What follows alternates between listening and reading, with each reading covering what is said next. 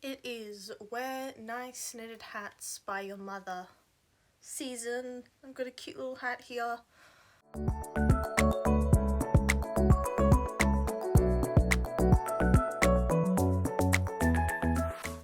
But welcome everybody to the May-June Weeb wrap-up. Welcome, how are you?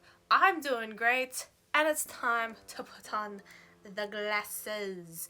If you do not know what the Weeb wrap-up / my otaku review series is, it is me reviewing a bunch of anime, not a bunch, all of the anime and manga that I have read in the last 2 months. It is a bi-monthly video series, and also the otaku review is just movies, TV shows, and anime that I want to talk about in the moment that I have watched and read. Anyway, let's, as always, just jump into it with May anime. You thought I watched anime in May? I didn't. I have been ongoingly watching Oshinoko and Demon Slayer for this month, but I have been kind of preoccupied by 2 things, and only 2 things, that being the QSMP, Filza, those streams, and catching up on them, and Generation Loss, which is a series by the streamer Rambo. I would highly suggest that you watch Generation Loss if you are into comedy and horror. It is a fantastic, wonderful laugh, and also the last episode of the first series, Generation Loss, The Social Experiments, is absolutely fan-fucking-tastic. Though, if you're new to streaming and the world of Twitch, some of the jokes might be a more difficult understanding. Also because this was all streamed live and you would be watching the VOD, so some parts may be drawn out and you not realize. Personally, I loved most of it. I think some bits went on for a little too long. But other than that, I thought it was fantastic. I do think the acting needed a little bit of polish on Rambo's part. However, obviously, he's a streamer, not a fucking actor, and this is his passion project, which, of course, he would be a bit nervous for. He was a little bit nervous in the beginning episode, in the very first episode, but that sort of washed off as the episodes continued. I absolutely loved the series, especially the final episode, as the inserts that were put into the final episode were shot fantastically, and that end scene was fucking phenomenal. I absolutely adored it. So I would absolutely give Generation Loss a look, even if you're not the most into streamers, though it would be helpful if you were into streamers, as a lot of the jokes and some of the references will not really be able to pick up upon. A lot of the themes that influenced Generation Loss is a lot of horror games, horror movies, and unfortunately a little bit of comedy, with Remy themselves saying that the series was influenced by these things, with the first episode being more old school horror, this being more cartoony stuff like Dracula and Frankenstein, that sort of stuff, whereas the second episode is more influenced on horror movies of the 80s and 90s, whereas the final episode is very modern horror, very 2010s, 2020s kind of horror. But that is what I've been watching in May instead of anime, so let's instead go straight on to our next segment, which is June anime. Now, I watched a total of 1 anime all of June, and that was Oshinoko. I also watched Demon Slayer, but I haven't finished Demon Slayer yet, so we're talking about Oshinoko. So, having read Kaguya-sama, it's very easy to point out Akasaka's comedy points, and it's very easy to see his authorial influence within the story of Oshinoko. Some of the jokes do feel like you're being slapped in the face hard and come out of left field sometimes, even if they're just conventional jokes, like Ruby's first interaction with Minami being about her boobs. Like, it's a common joke, especially seeing Akatsuka's previous work, which, may I say, cotton candy pink girl with big tits, there's a bit of a theme here. But after half the episode is dedicated on and calculated on such a specific tone and vibe, with a particular scene. This joke coming out of nowhere was just like a bit of a surprise that I didn't really expect, and kind of felt a little odd to the tone of the series. Like, the tone of the series feels like it should be taking itself a little more seriously, but then will also like throw in a joke as if it's like a fucking Beyblade bursting into an arena or some shit. It's a bit much sometimes. And I sometimes forget it's meant to be a comedy series. It feels much more like a drama, and I like it as a drama, but as a comedy series, it's a little bit out of left field, especially with Akatsuka's kind of humor. I do very much like the character design, as everyone looks very shiny and pretty and cute. The quality definitely fluctuates for the series, and when I say quality, I mean story quality. With the fact that the series started with an extremely powerful 1 hour opening fucking episode, I would suggest, if you were going to get into Oshinoko, to continue on with it, because it starts off really powerful, then wanes, then gets good again towards the end. And with only like 11 episodes, there's not a whole lot you can go off of. It's very much setting up what will be future seasons, and sets up Aqua's character, it sets up the backstory of these characters, and it sets up Ruby's character a little bit as well. I will say there's a really fucking weird incestuous dynamic going on with this series that I'm not fucking comfortable with. Specifically, like, Ruby's first love was in her previous life and was the doctor. Her brother. Yeah. And then you have the doctor whose whose infatuation with I is so prominent that he's attracted to girls who show off features similar to I, like with how Akane like mimicked I so closely. Don't think it's an otaku thing anymore at that point. It's just a little weird, and I know it's kind of just like they've been isekai'd a little bit, where they've been like resurrected as the children of I, but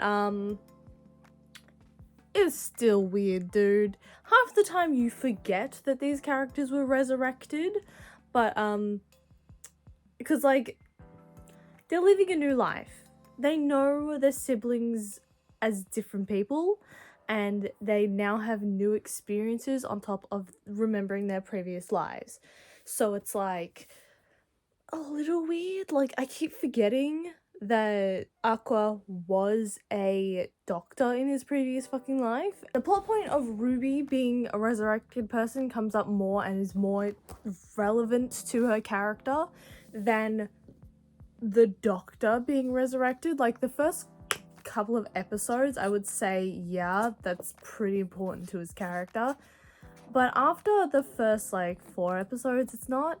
Whereas for Ruby's character, it's kind of her whole character arc that she was or had this, like, really tough life, and now she's, like, living the life she wanted to live and is getting a second chance. Like, that's understandable.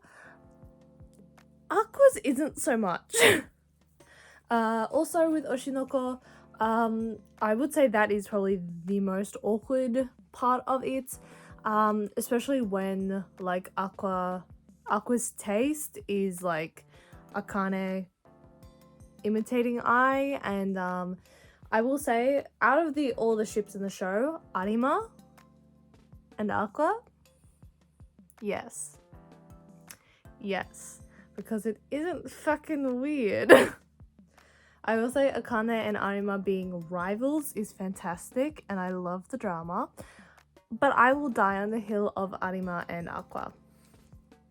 And I'm very curious to see where this show goes, pretty much. I'm like, not, what's it called? I do not hate the series whatsoever. I actually really adore it. I'm planning a cosplay. That's why my eyes are really red, because I've been just rubbing off makeup, trying to figure out cosplay makeup for I. But yeah, I really like the series. I think it's fantastic. I really like it as a drama series.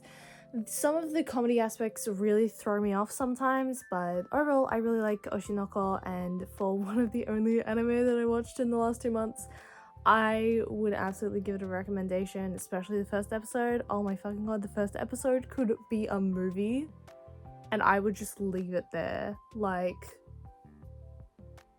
are you kidding? I also love that it's kind of like a mystery, a little bit of a thriller, I would say, in terms of the plotline of Aqua, because the plot is split into two for this series. It's A plot, B plot.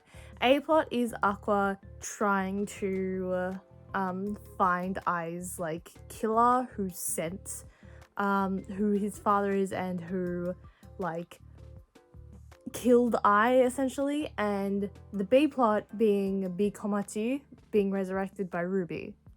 And then like the C plot is Aqua and Arima and Akane's like love triangle shit. The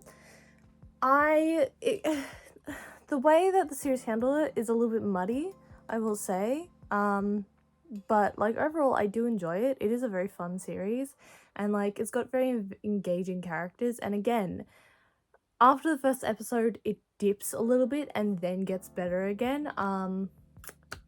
I really wish it was given 25 episodes instead of 12 episodes for a series, but seeing as it like is a really new property to be like greenlighting, especially since I'm pretty sure it only got greenlit because of the popularity of Kaguya-sama, which like it also could be like the popularity of the manga, but it's mostly gonna be because of Kaguya-sama. Then yeah, I understand why it's 12 episodes, but like I really hope it gets more because it's like really fun and I really like it. But just those few things kind of bother me. May manga! Where I was not watching anime in May almost at all, I was certainly reading, should I say, a lot of manga in May. Starting off with updating myself with Blood on the Tracks from roughly chapters 135 to 144. Now, the tables have turned and Seiichi takes care of his mother now, and not Seiichi's mother taking care of him. Sick! She just wants to die now. Sick! I thought she had died. Was excited. Now it's just kind of sad. I didn't like the fact that the two were healing their wounds. This really went in a different direction than what I thought it would. I'm not sure how much I liked the series now as compared to the beginning, but I'm still going to go through with it because I want to see how it ends, and if the mother does die, how Seiichi will react to it, because it is very interesting, and just some of the moments hit a little bit too close to home for me, so I have very mixed feelings about the series now, but yeah, that's just my little update on Blood on the Tracks. Now, the next recommendation has been off my mega horror list. If you're new to this channel, I have a massive list of manga somewhere on a notepad. All of these have been taken from multiple recommendations on MangaTube, though my mega list started from one video, and a lot of these recommendations, such as my next recommendation, came from that video. And I'm starting to really second fucking guess the recommendations from that video and whether I should just cull half of the list, because I was so disappointed with Pumpkin Night that because every single one of these fucking videos, I get at least one manga from that list, and it always ends up being the equivalent of fucking Undead Messiah. Like, so many of these manga, like, either they are the Undead Messiah and it kind of just really, really predictable, or are the likes of Variante, where they start off good and fizzle out, or are the likes of fucking Can't You Just Die, or Can You Just Die My Darling, where it starts off really, really fucking good and has a 2-act system. The fucking 2-act system. Shit. This one is on the same par, if not a little less, but also at the same time a little more, than Can You Just Die, My Darling. So, Pumpkin Night is a very classic I Know What You Did Last Summer type of horror manga, with our antagonist, Pumpkin Night, being the bullied girl Naoko, seeking murderous revenge on those who deformed her and got her put in a mental hospital. Those involved are some of the dumbest human beings alive, with one of them actually being in love with Naoko, essentially our protagonist, Kazuya. This manga explores what happened to Naoko and why she's doing what she is doing, unraveling the true nature about our dumbasses and the protagonist. The manga is a solid, really solid gore manga that I actually really love. The art is honestly fantastic and does rarely verge on the likes of, what's it called, Magical Girl Apocalypse. It is genuinely fantastic, the levels of gore. Like, this is a very, very gory manga, but the levels of gore, I would say, is near on par with Junji Ito, without the very stylistic stylings of him.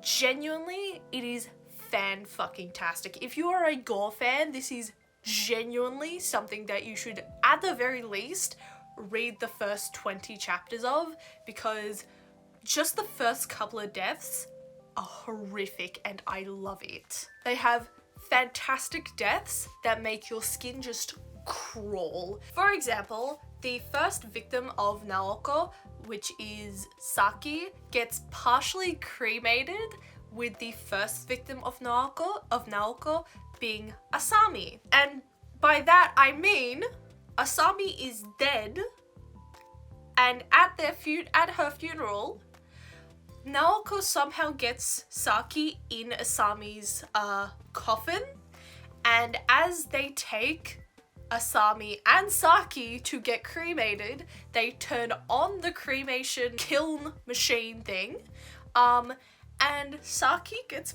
partially fused to Asami. And when the people who are surrounding the kiln, I think that's what it's called, hear Saki screams, they immediately pull the tray that has Saki and Asami on it, and notice the second body on top of Asami, and Saki has to tear herself off of Asami, and it is just a wonderfully disgusting visual, and I fucking adore that. Would I be able to watch that on a screen? Absolutely the fuck not. But it is just, in the terms of horror and gore, it is a fantastically fucking gory manga. And I also have to give the series its props. The way that Naoko maneuvers around is very typical of a serial killer in a very 1970s slasher / horror film kind of way. And that is also something that I actually really appreciate. It very much keeps you on your toes. The first 20 chapters are solid with a decent plot that is maybe a little bit too loose to make way for the gore, but the first 20 to 25 chapters are extremely engaging, and I did like the character designs of Saki and Naoko, mainly because Saki kind of looks like a Benny. Now, after the first sort of 20 to 25 chapters is where it falls right the fuck off, when they introduce Trump. I'm not fucking joking. A literal Trump parody.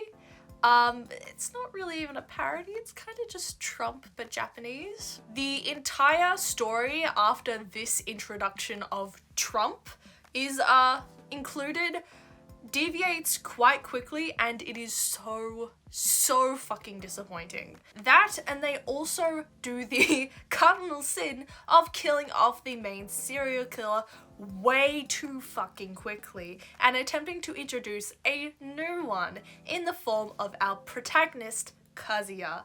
And it really hit the nail on the head by having a 2-part plot structure.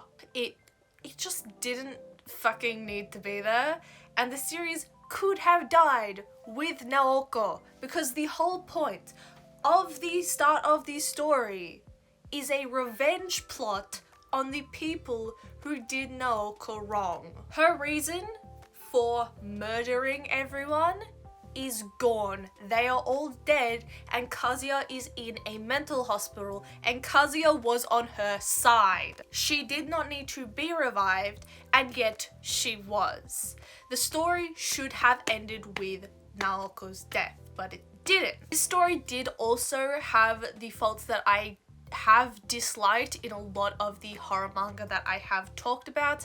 Lots of panty shots, the sexualization of an underage character, and lewd faces associated with some of the dead female characters. However, that last point, I can actually kind of give it a pass in this context, as in this story, it is kind of hard to distinguish what is a lewd face and what is actually justifiable given the type of death that has occurred, as some of these faces can also be found on male characters. It's just the female characters are killed off at a higher frequency than male characters are. Some of the faces made seem justified, some of them are needed.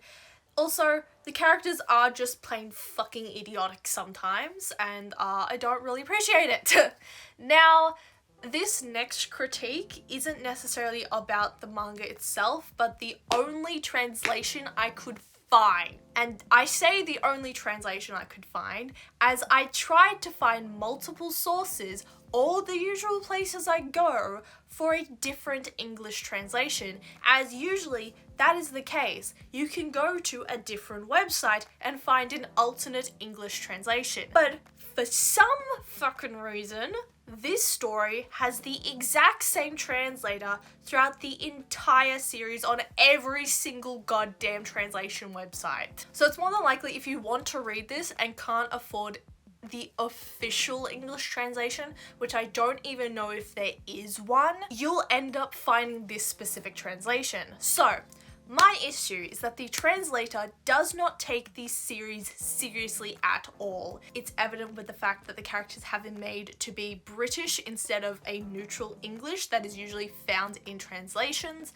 There is dated memes such as begone thought in the text, shit tons of various different slurs which ramp up with the introduction of Trump, and in the afterwards, which you can't really avoid unlike the comments, they put shit like this. Shit like this in the afterwards, which I don't care if it's an attempt to be edgy, it's unneeded. And yes, I did ignore this shit for a predominant amount of my time reading this manga, but I did in fact drop this manga because of the two-part system. I'm not fucking reading two parts of this stupid fucking manga. And yes, I did ignore this for a majority of the time that I fucking read this, because it's on behalf of the translators, not on behalf of the actual manga itself, so I could ignore it. But when they put slurs in the actual translation itself, that I just couldn't fucking read it, and it's really frustrating. And if I did get baited by this shit, then congratulations, it's not fucking funny. Being a fucking transphobe for the sake of edginess, get a life. And as I said, the first few chapters are actually investing. The translation, for the most part, does its job, but after the introduction of Trump, all the care was thrown absolutely out of the fucking window, because it becomes essentially unreadable. And as I said, the amount of slurs that's in the novel ramps up so fucking much after the introduction of Trump. I did skim through some of the chapters in part 2, and it seems to follow the exact same fucking plot as other novels with a similar two-part plot structure does, with the military getting involved in the investigation of serial killer and all that sort of shit. There's some amnesia / mental illness plot with Kazuya, and Naoko obviously comes back to life and has some sort of vigilante arc going on, which doesn't make sense to her plot at all. I don't know, I don't fucking care. And by how it's translated, it seems like someone else has taken over the translation in the latter portion of the series. But I'm not sure about that either. Overall, this series absolutely had potential, much like a lot of the series that I do review, but I'm starting to get fucking tired of this 2-act system in horror, as well as the lack of care towards major parts of the plot. There are some moments that can be drawn out to make the series longer and so much more effective in a gore, horror, thriller kind of way. However, the mangakas aren't focusing on those aspects of their own series, instead making something exactly the same as everybody else. I give this series its props. It does gore fantastically, especially in the beginning, but it just had way too many pitfalls to follow along, and the only translation that I can fucking find is an absolute joke. At this point, even if I did find a different English translation or wanted to buy the official translation, there's no point. I don't want to follow a series that no longer has no draw and don't want to spend 60 chapters just to complete the series. I fully stopped this at chapter 35 and I'm happy to fucking stop it here. I give this series basically like a 4 out of 10 just for the first 20 chapters alone. If you want to read this series and want to see the gore, read the first 20 chapters. Fucking finish it when Naoko dies. That is it. That is all you need to read. And continuing this sequence of horror manga that make me just second guess this fucking list that I found, we have In the Room. I don't really have a synopsis for this because it's boring. Don't fucking read it. It's cliche. It doesn't have a solid protagonist, has characters that just aren't necessary to the story, and then proceeds to kill them off for no reason. One of these characters is a teenage girl who is so fucking sexualized and in sexual clothing that for about 4 of these 6 chapters, she's naked wearing a trench coat. There is no given reason as to why in the beginning she was given like a piece of lingerie to wear and why in the last 4 chapters she's wearing nothing but a fucking trench coat. There is no reason. So why would you just put her in a fucking uniform? What's the point? There is an actual flashback scene where she's in a uniform. She's not given a backstory. She's not fucking given a reason to be in this clothing. Why put her in this fucking clothing other than to sexualize her? There is no point. This character is underage.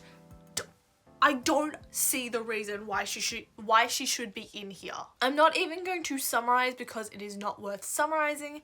The only upside is that the incel character that we meet in the very first chapter is killed off in the very first chapter.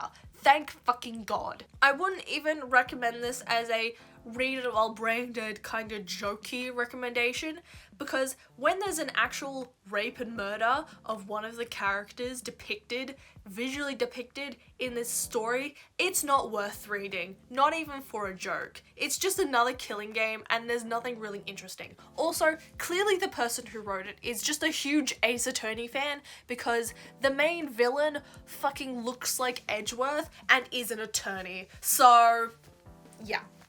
I give this one a 1 out of 10. It's fucking bland as shit. Now, onto the physical manga.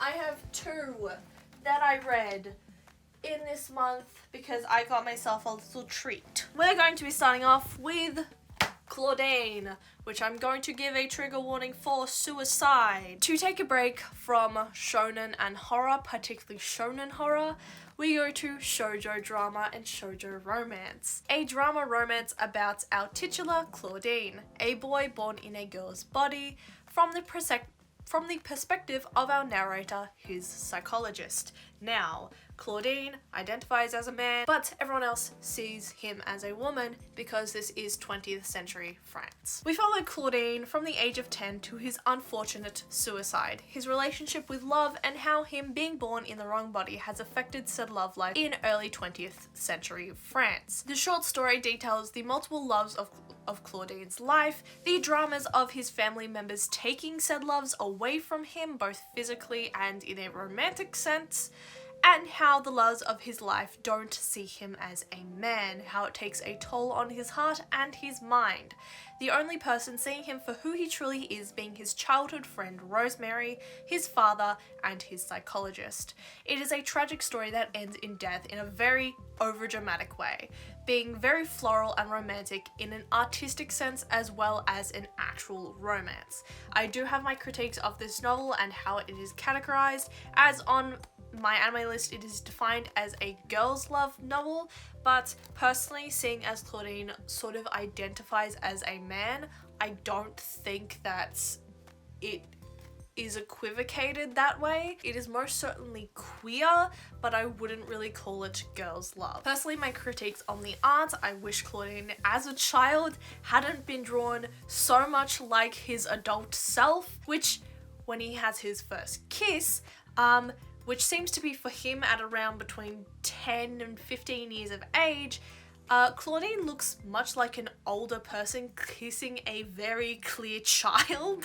than two children of equal, similar age kissing, which I'm not a fan of. And speaking of children kissing adults, some of the characters' ages need to be clearly defined, because how old is the character of Louis in this novel? Because the second love interest of Claudine is his friend's tutor's sister, the tutor being Louis, who I at first thought was the same age as Claudine, and that's why Claudine has a particular reaction to Louis. Obviously, if you read the story twice, you would figure out, like, that's not the case. But this doesn't seem to be the case, and it seems Louis is older than Claudine, as Louis and Louis' sister, who is Claudine's second love, are both in a relationship with Claudine's father. Don't know how old Louis is, and I don't know how old Louis' sister is. But they don't. I'm hoping they're above the age of 18. Who knows? It's 20th century France. So unless I've fucked up the ages, there is some shenanigans going on in this book that I don't feel quite comfortable about. But overall, this is a solid story and a wonderful drama romance or romance drama, and romantically it is an investing story that centers around a transgender character. I wish it would have had a happy ending, but that's not what happened here, unfortunately. And with this being from the same author as The Rose of Versailles, I honestly cannot wait to pick that book up. I don't know what it is by me reading novels from prolific authors who have made like really well-known works and then just picking up a novel that is not one of their most well-known works before going to their most well-known works. I've done that with Rumiko Takahashi. I did this with the woman who created Revolutionary Girl Utena. What else did I do this with? Because I did it with another one as well. Well, with our next suggestion, I've kind of done the same thing, except in a kind of reverse way, having the actual physical manga before the prolific series that I've read, not actually in the method that I've read these with, that being our next recommendation, 1721 by Tatsuki Fujimoto, who you would know as the creator of Chainsaw Man. Now, I have talked about my love for Chainsaw Man in the past. This review is kind of a really tired one because I was really tired when I read this and didn't really have the mental capacity to actually review it properly. But basically, this is a series of short stories by Tatsuki Fujimoto that was published in, I believe, Shonen Jump over the course of a few years. And yeah, so this is the first Tatsuki Fujimoto book that I have. I don't have Chainsaw Man. And that's kind of what I meant by I get the small books before I get the big series first. Anyway, onto the actual review of 1721 from the creator of Chainsaw Man, Tatsuki Fujimoto. 1721 is a series of short stories with his usual humorous yet horrific kind of style, with small story beats similar to that of Chainsaw Man, each story having unexpected yet expected twists. It is a good quick read, and my two favourite stories is Sasaki Stopped a Bullet, which is the cover sake of the novel, and the story Shikoku, which I think did romance horror semi-decently, particularly for a writer who focuses on the shonen demographic, especially also for one that's done in a one-shot as well. I think it was done quite well. There's not a whole lot for me to say about this, especially because when I wrote this I was extremely tired. Basically, if you like Chainsaw Man, you will like this series of short stories. When I say it's got a lot of story beats similar to Chainsaw Man, the story of Shikoku, the main protagonist is very similar to Makima, which makes me question if Makima is Fujimoto's type. What did the girl that he liked do? Because the reason I say she's similar to Makima, not only is in design, but she plucks out eyeballs. That's a little bit of a disturbing similarity. But also in terms of the stories, so there's 4 stories in total. A couple of clucking chickens were still kicking in the schoolyard, which is a post-apocalyptic story about 2 people living as chickens after the alien apocalypse, where humans are going near extinct and aliens are living the human lifestyle as they became accustomed to human culture. They just happen to really like eating humans too. So these 2 dress up as chickens, and I can bet you don't really know where this story is going to go. I did decently like it, but it wasn't my favourite. Sasaki Stopped the Bullet was so weird. Very god complexy. Literally one of the characters say that they are god, so yeah, but it is one of the more visually spectacular and more philosophical in beliefs.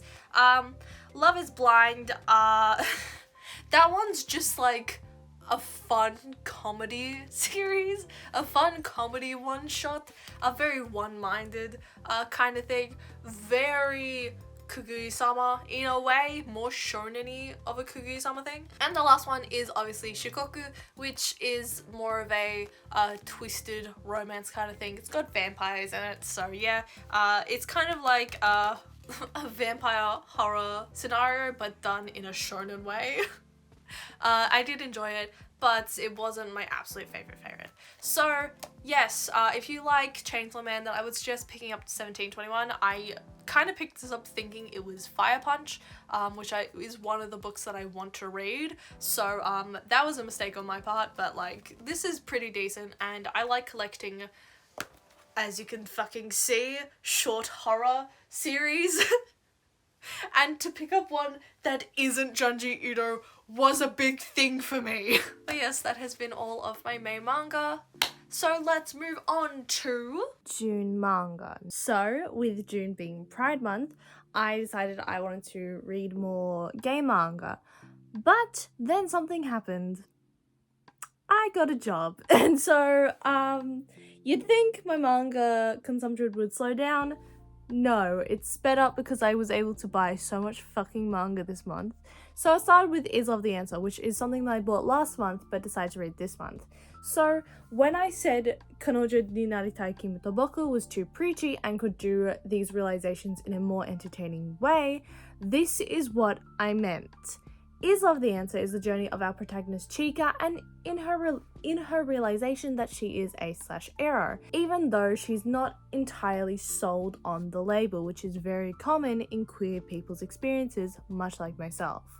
I grabbed this because I'd never seen an outly asexual character. I had seen implied characters such as Psyche K, but not an outly asexual character in manga ever. This is like the rarest form of queer representation I have seen in manga other than transgender. The characters are always implicit or spacey when they are inferred as asexual, but not in this case, which this book does play with the motifs of space and spacey.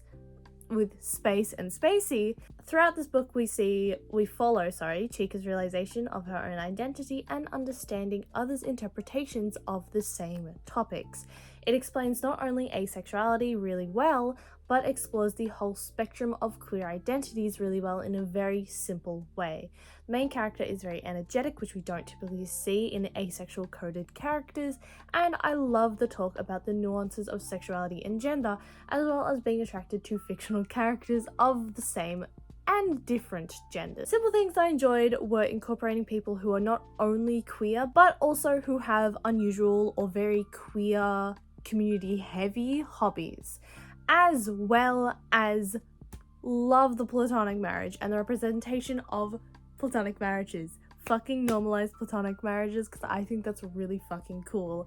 And as someone who has been trying to understand asexuality better, as a lot of what I hear online outside of the base explanation often conflicts and greatly confuses me, I feel like I genuinely understand asexuality better and was able to actually connect my own queer experiences to Chika's, which I think is probably the best thing this book could have done. I feel like if I was able to get my hands on the official translation of Kanojo ni naritai kimi to boku, it would be treated similar to this novel. I honestly love this. If you're unsure about asexuality or even understanding queer people better, then I think this is definitely a good read.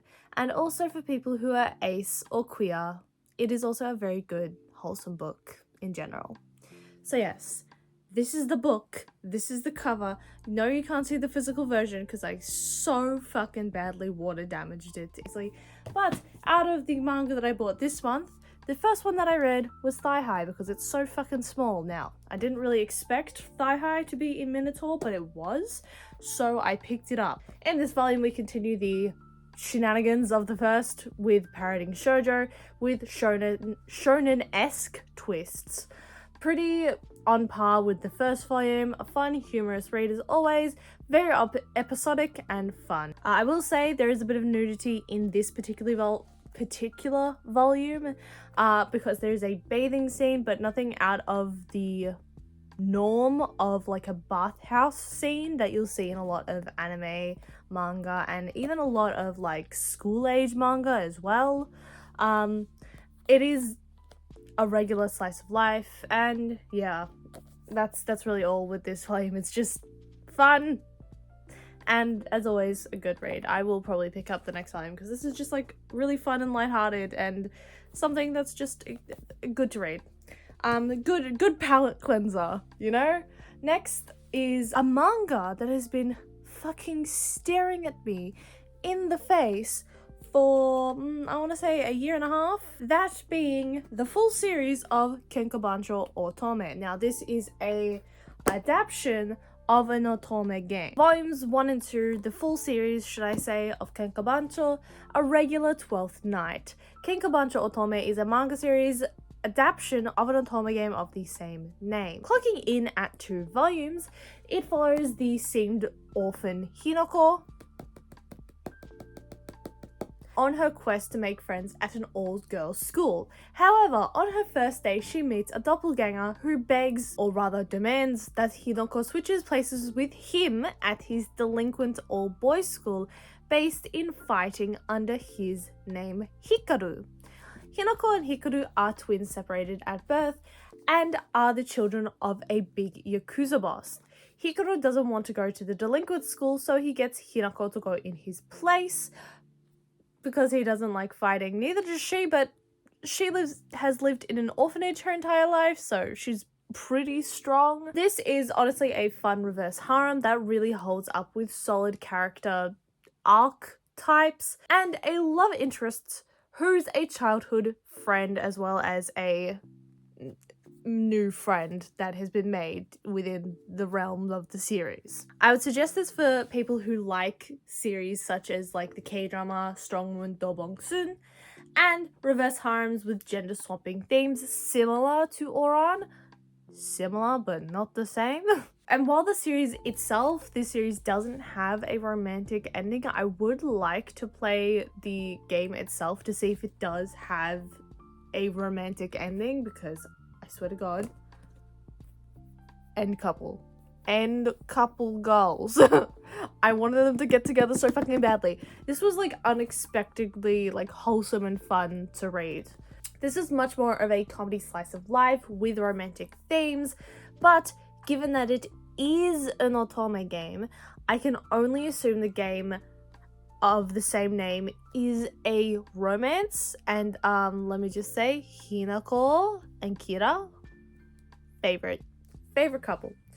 Also, if you want to search for the game online, don't mistake Kenkabancho Otome for the actual fighting game Kenkabancho, which, like, I heard the name Kenkabancho before. I was like, that's surely not the same thing. Googled it. Two different things. Two different games. There's Otome and then Kenkabancho. Don't mistake it if you want to search it, because I know for a fact I did. Generally, I actually thought this was a bit of fun and better than the other otome game manga adaptations that I have read and other otome influences series such as Otome Mania. I've read both of the Otome Mania manga. I have volume 2. It's not that great, but this is really fun to read. I will say after a while you kind of forget what the story is about. And by that I mean, like, after reading it, you kind of just go, what did I just read? But I definitely think this is a series I can go back to and like read again and enjoy, just because like it was surprisingly engaging. It was also stupidly cheap for 2 volumes. It's only a 2-volume manga. It's fun, and I also really like the covers because it gives me like very pop teen kind of vibes, like really cool, like almost magazine kind of vibes, if you understand what I mean. Then is something that I have been waiting to read for almost 1.5 years. This has been something I've been purposely saving for. This being The Drifting Classroom Volume 1. If you know me, you know that I love Junji Ito.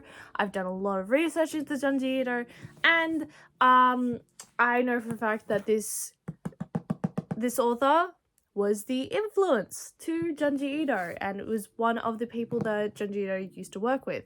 Now, I have wanted to read this, as you also may know if you watch the series. I have a major list of horror manga that I have wanted to read. This has been on that list for a while. I've been trying to get my hands on it for a while, and the way that I've been trying to save up for this has been trying to earn points on Dimmix to get it. I had $20 on Dimmix. This is about 50, so I used just all the points to get this one volume cheaper, I guess.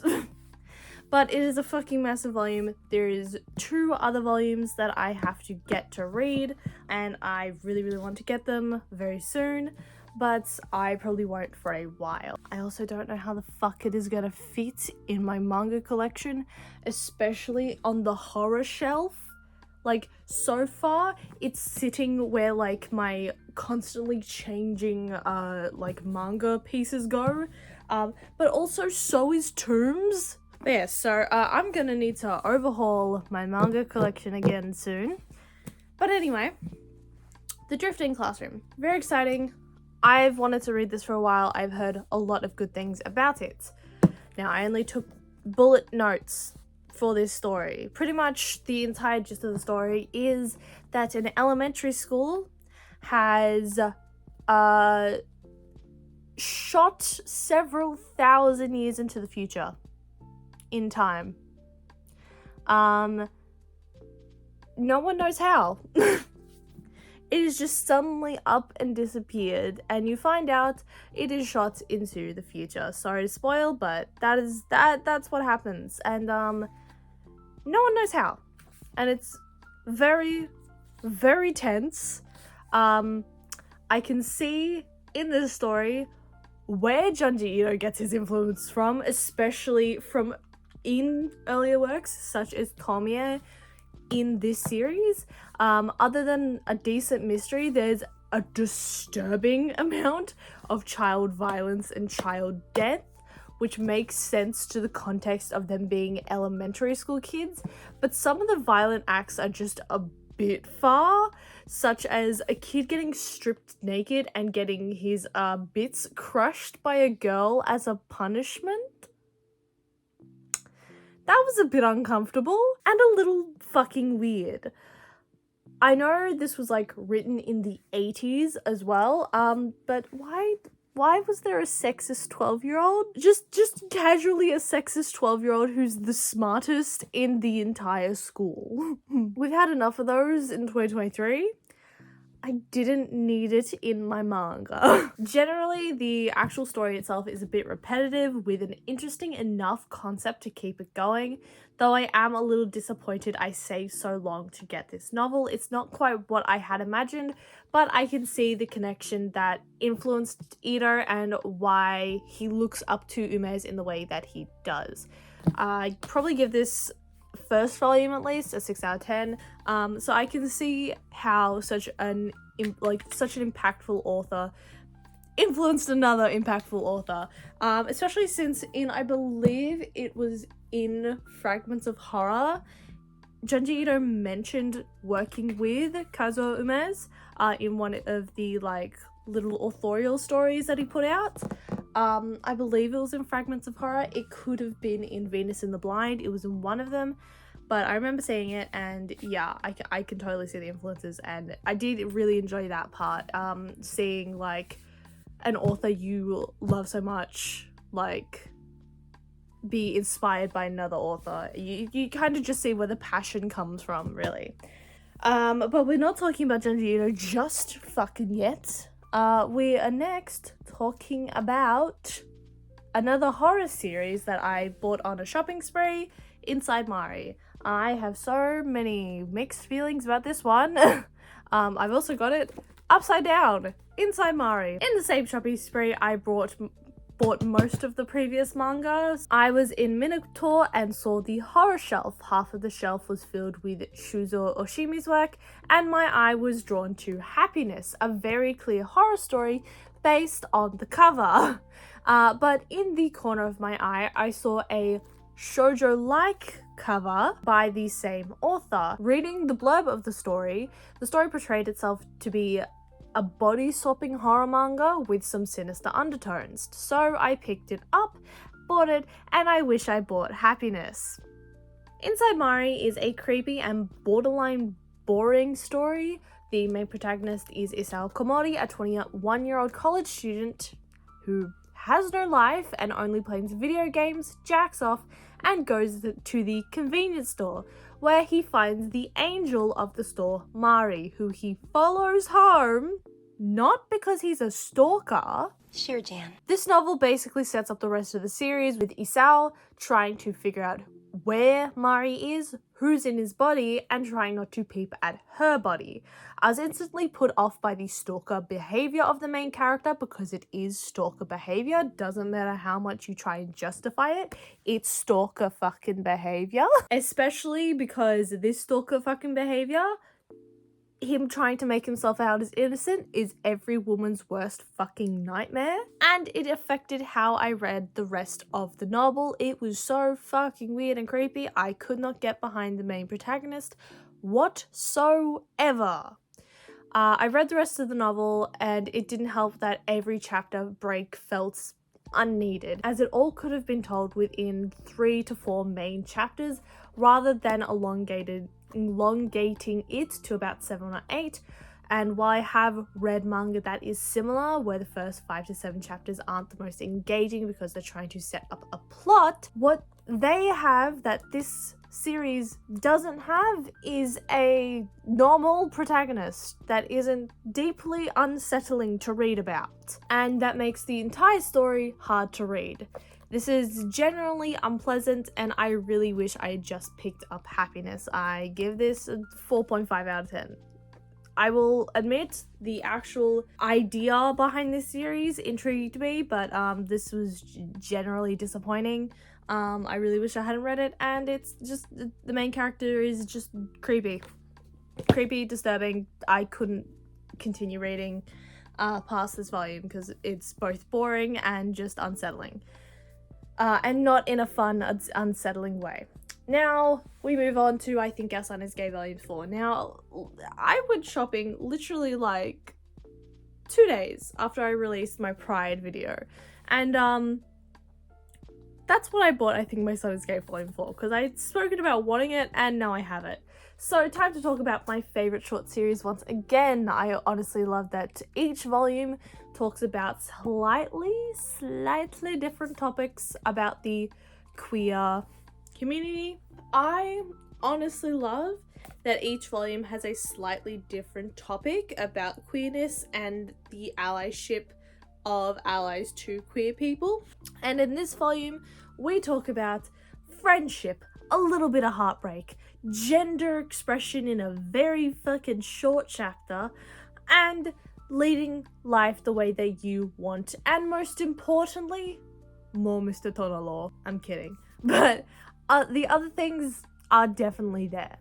The main plot of this volume is Daigo, Hiroki's best friend and love interest, has a girlfriend. And Hiroki is keeping himself at a distance from his best friend, seemingly for his own sake, to stop himself hurting. Though, obviously, we see this from his mum's perspective, so we are kept in a little of the dark about Hiroki's actual feelings of the matter. We do get to see some actual character progression in characters such as Hiroki's father, who may in the future be able to handle his son's queerness, though he will still be uncomfortable with it, which I'm not a huge fan of, but it is something that does unfortunately happen in real life. As I said, we do get to see more of Mr. Tono's backstory and how it relates to Hiroki's current issue with Daigo. And we also, at the very end of the volume, get to see Daigo's perspective on this whole situation and how he really wishes Hiroki was a little bit closer, but understands and appreciates him as a friend for thinking about him the way that he is. Overall, I did get super invested in this volume just because of the drama of the romance and Hiroki clearly hurting and trying to push his friend away. It's a good volume talking about friendship and queer friendships at that. I really want to see this plot point get resolved so fucking badly. No matter how it is resolved, I really want to see it resolved. I love this series and I honestly cannot wait for the next installment. I want it so badly. 9 out of 10 like usual. I would have really could have done without Hiroki's dad being in this volume, but that seems to just be he's sticking around every single fucking volume whether we like it or not. So I didn't pull it out of the shelves and I'm a bit too lazy to do it now. We talk about Yuri Espoir Volume 2, another gay manga. So I don't like this book as much as the first volume for two main reasons. There is one, less content in this volume in terms of the actual story to flourish. The last quarter of the book is a one-shot by the same author called Femme Fatale, Let's Have Curry. It does involve characters apparently previously looked at in the series, I believe, but it took away from our main story and we are left with a cliffhanger that just rubbed me the wrong way. The introduction of the girl at the end of the first volume felt like a pointless character to the main plot of the book, and I do like that a little more time was spent with our side characters in their stories, but unlike volume 1, where there were like 5 couples, there were only 3 in this book. I will continue this series, but I felt like this volume could have continued more because that was just a lot of retail space in this novel that could have been put towards the main plot of the story, the one thing that is lacking the most of the fucking series.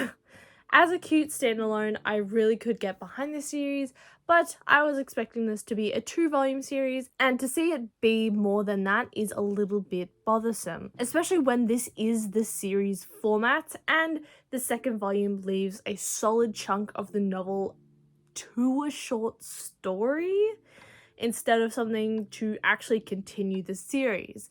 The mini story is okay in line with mostly the one-shots instead of the actual story itself, but with the context of the rest of the volume, I'm not a huge fan of this volume.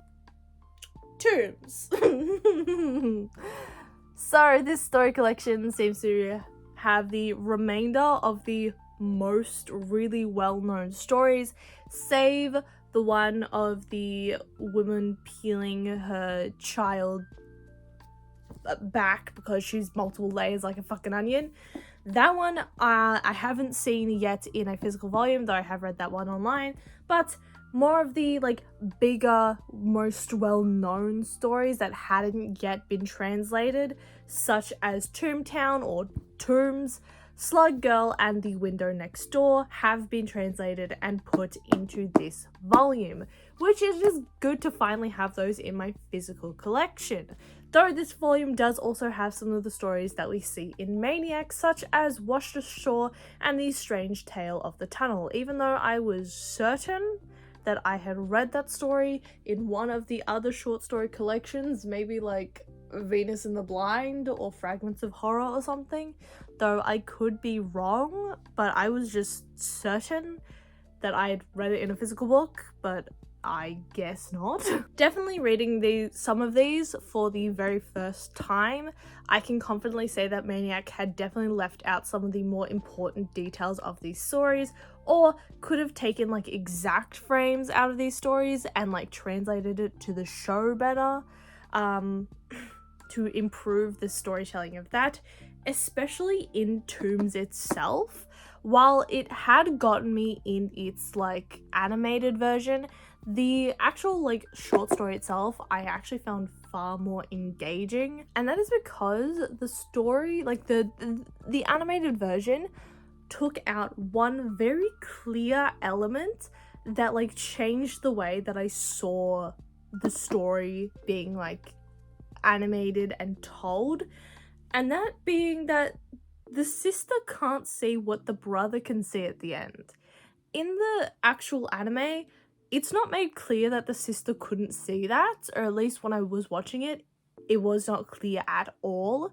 Whereas in the book, like, the brother is having like a full-on hallucination, which is what we see, but the sister cannot see it at all, and that's because his hand was cut and hers wasn't. This was not clearly in the story of Maniac, but was like such an interesting detail in the actual story itself. So I will say that definitely improved my experience of Tombs, especially with most of these being like stories I've already seen before.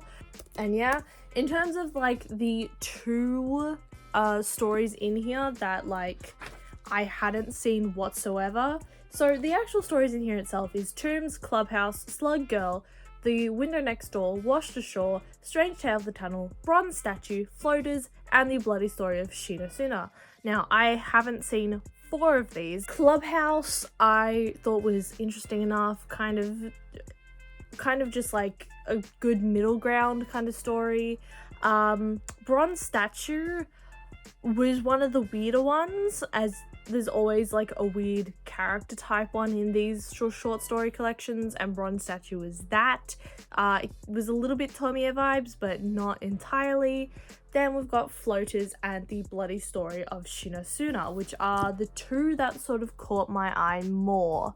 Now, I liked Floaters because it was more sad than horrific, and I do, as I've said in the past, like that kind of horror as well. I know Yami Shibai did a lot of like sad instead of horrific kind of horror, and it was interesting to see that Junji Ito has done it too with Floaters. And Bloody Story of Shinosuna was interesting, but had a bit of an unfinished feeling. Again, something that I've seen in Yami Shibai, but it is very on par with Junji Ito. I just wish there was more elaboration into the Bloody Story of Shinosuna, as in like us sort of figuring out why there was blood vessels under the fucking town, why it's alive essentially. In the same sense, I guess the Tale of the Yamagata Fault is very, very similar, where you don't know what's going on. It's just the execution of Shinosuna wasn't done as well as Amigara Fault. So yeah, I really like Tombs. I will say this is like the prettiest cover out of all of the short story collections. I would still say that Deserter is probably my favorite short story collection, just because like I like the stories in that one more, though I really like this one. Like, favorite cover by far. Like, the spine is a cool like sickly green color. You've got this gorgeous front cover. I'm gonna like display this for so long. If I change like my setup and have the like short story collection showing, this is gonna be the one that's on display, because look how fucking gorgeous this is. Like, Dessert is gory, Love Sickness is love sickness, Shiver is kind of a bit of a mess. Frankenstein, like, I do like Frankenstein, but it's not as cool as this, mainly because it's like another person's property that Junji Ito adapted. And Smashed is okay. I kind of just like this because it's very ghoulish on the front. So yeah, that is my thought process for Tombs. Yeah, didn't mean to get this, but I'm actually very happy I did. Yeah, it's fun. So yeah, that has been all for today. I hope you guys enjoyed. Thank you guys so much for watching. I hope you guys enjoyed this video, and I hope to see you guys next time. Thank you guys for coming, and I will see you next Wednesday, 10 a.m. Australian Standard Time. Bye.